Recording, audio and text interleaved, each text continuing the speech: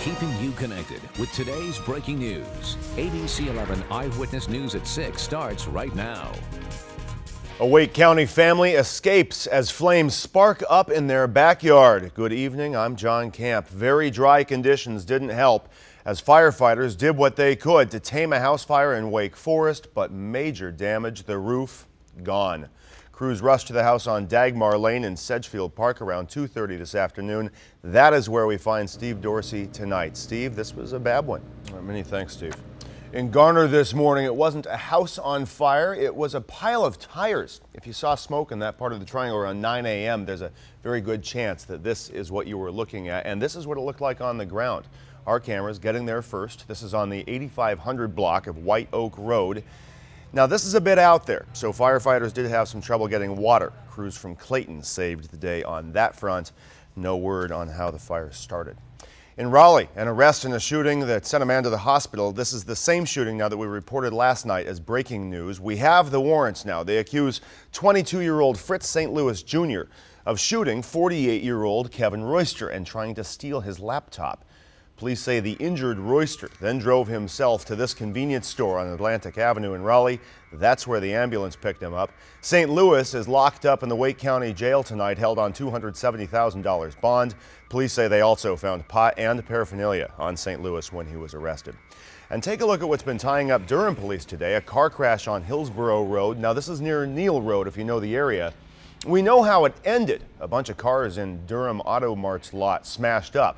What we don't know, and what police are still investigating, is how it started. Why the driver ran off the road in the first place. Stay tuned on that. Do you remember the name Buddy Myers? If you've been here a while, you might. For a lot of folks, that is what tonight will be all about, remembering that name, Buddy Myers. Tristan Buddy Myers. He is the boy from Sampson County who disappeared nearly 11 years ago. He just vanished from his family's home in Roseboro. Right now, Buddy's relatives are marking his 15th birthday. This is what he might look like today. That's on the right there. Buddy Myers disappeared when he was just 4 years old. The hunt is on tonight for a fairly brazen robbery in Raleigh this afternoon. Police hoping that these surveillance pictures will help lead to an arrest. The 68-year-old victim told police he was depositing a bag of cash for his employer at the SunTrust Bank on Six Forks Road. Now, this is back on July 1st that it happened, when a man walked up to him, assaulted him, and took the money. Investigators say the man they're looking for has a distinctively long goatee. He got away, they say, in an SUV that is either silver or champagne colored. The NAACP pouring fuel on the fire that is burning around redistricting right now.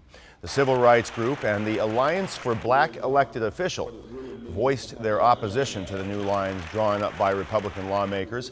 They say the new plans would pack black voters into a handful of districts, in theory giving conservatives a leg up in the other districts.